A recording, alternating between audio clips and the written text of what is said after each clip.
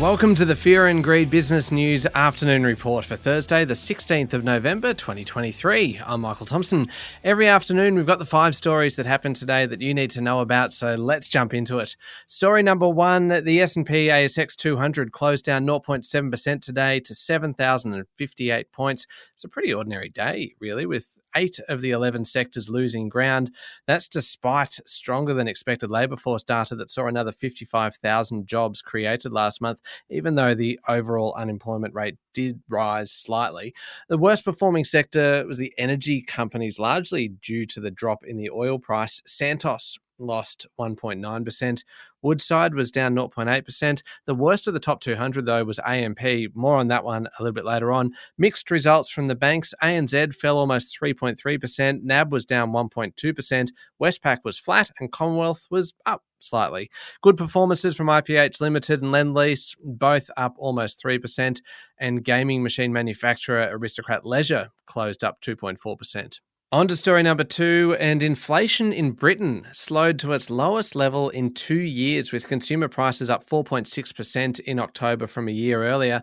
The inflation rate was pulled down by a drop in household energy costs as a price cap set every 3 months by the energy regulator was lowered. Food inflation, which had taken over from energy as the main driver of inflation in recent months, also slowed in October. The figures follow the US print of 3.2% on Wednesday night. Now, if you look at inflation globally, Australia isn't doing so well at the moment. Prices are going backwards in China and rising less fast than Australia in the US, UK, Europe, Canada, Japan, and a whole bunch of countries.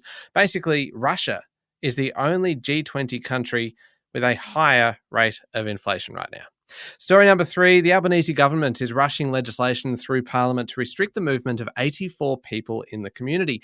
Caught on the back foot a bit by the High Court's decision on indefinite immigration detention and smarting, really, from an attack on Wednesday from opposition leader Peter Dutton over the issues, Home Affairs Minister Claire O'Neill says that the government will rush through legislation. About 84 people will have new conditions imposed on them, including electronic monitoring of their location, ankle bracelets, a daily curfew, and controls over where they can live and work and who they can associate with.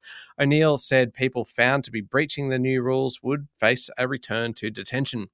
Story number 4, AMP's share price. I mentioned this one earlier. It tumbled more than 15% today after management gave investors an update, including a decision to target sole traders and very small businesses with a new digital bank. The new division of AMP's retail bank will use technology built by UK neobank Starling, which has captured a 7% share of SME banking in the UK and is now selling its platform to incumbent banks. AMP hopes to launch in the next 18 months. AMP said that its initial focus will be transaction and savings accounts. Lending is going to be added later. They said the opportunity for product innovation was created because the small end of business accounts have really fallen through the gaps at major banks where investment and focus mainly on retail banking apps or the big end of town. The fall in share price also reflected concerns, though, that AMP's net interest margin has dropped. And finally, story number 5, Rio Tinto has dismissed the former head of its aluminium division, Ivan Vella, with immediate effect for not following Rio Tinto's guidance on acceptable management of confidential information. Vella, who spent 2 decades at the mining giant, was scheduled to leave the company in December to become CEO of Australian battery minerals producer IGO. But in an internal email, Rio wrote, "The termination relates to actions that did not follow Rio Tinto's guidance on acceptable management of confidential information." Rio told Reuters that an external investigation has concluded that Ivan failed to maintain the standards expected of him relating to this topic. That's it for the afternoon report for Thursday, the 16th of November, 2023. Don't forget to hit follow on the podcast and find Fear and Greed on LinkedIn, Instagram, X, and Facebook. Join me and Sean Aylmer tomorrow morning for the Fast 5 Business News by Fear and Greed, the top 5 business stories you need to know in just 5 minutes. I'm Michael Thompson. Enjoy your evening.